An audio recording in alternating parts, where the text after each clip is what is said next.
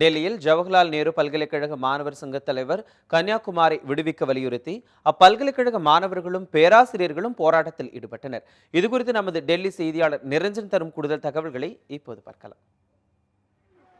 JNU பல்கலைக்கழக மாணவர் சங்க தலைவர் கன்னியாகுமார் தேச துரோக வழக்கின் கீழ் கைது செய்யப்பட்டதற்கு தற்பொழுது டெல்லியில் ஜேஎன்யூ பல்கலைக்கழக மாணவர்கள் கடுமையான போராட்டத்தினை மேற்கொண்டு வருகின்றார்கள்.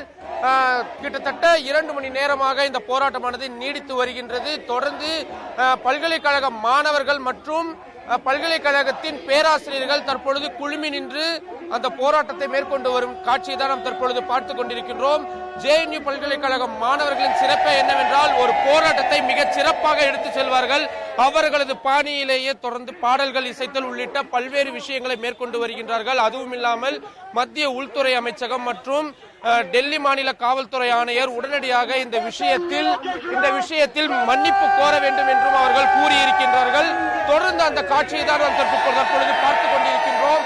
அவர்களது அந்த கோரிக்கை முக்கியமாக இந்த விஷயத்தில் உடனடியாக கன்னியாகுமார் விடுவிக்கப்பட வேண்டும், அதுவும் இல்லாமல் உடனடியாக மன்னிப்பு கோர வேண்டும், ஜேஎன்யூ மாணவர்கள் சுதந்திரமாக செயல்பட வேண்டும். வெறும் ஜேஎன்யூ மாணவர்கள் மட்டுமல்ல, நாடு முழுவதிலும் இருக்கக்கூடிய பல்கலைக்கழகங்கள், கல்லூரிகள் உள்ளிட்ட மாணவர்கள் அனைவரும் தங்களது கருத்துக்களை மிக சுதந்திரமாக தெரிவிக்கின்ற ஒரு சூழ்நிலையை ஏற்படுத்தி தர வேண்டும் என்று தற்பொழுது அவர்கள் கோரிக்கை வைத்து வருகின்றார்கள்.